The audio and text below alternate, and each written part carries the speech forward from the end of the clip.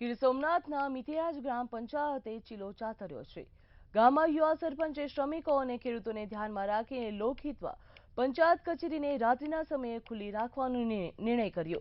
તો ચાલો મળીએ પ્રજાની અનુકૂળતા મુજબ ચાલતી ગ્રામ પંચાયતના સરપંચને। ગીર સોમનાથ જિલ્લાના કુડીનાર ખાતે મિથિયાજની ગ્રામ પંચાયત રાત્રે 8:30 થી 10 વાગ્યા સુધી કાર્યરત છે। ગામના મોટાભાગના લોકો ખેતી અને મજૂરી કરે છે, તેથી સરકારી સેવા પ્રાપ્ત કરવા તેમને મુશ્કેલી પડી રહી। તેથી પંચાયતે રાત્રે કચેરી ખુલ્લી રાખવાનું નક્કી કર્યું। રાત્રે ગામ પંચાયત એમાં અઢળક ફાયદા થયા છે।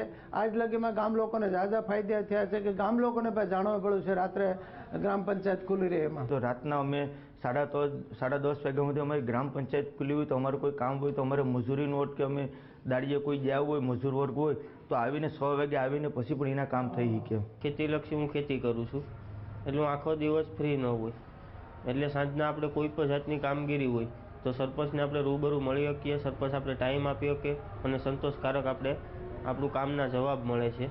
આ વ્યવસ્થા હેઠળ રાશન કાર્ડ, આધાર કાર્ડ અને વિવિધ સરકારી યોજનાઓના કામો રાત્રિના સમયે પૂર્ણ કરવામાં આવે છે। રાત્રે સરપંચ પણ હાજર હોય છે। આમ શ્રમિકોની રોજીરોટી ગુમાવ્યા વગર જ તમામ સેવા ઉદાહરણ છે। બ્યુરો રિપોર્ટ, મંતવ્ય ન્યૂઝ।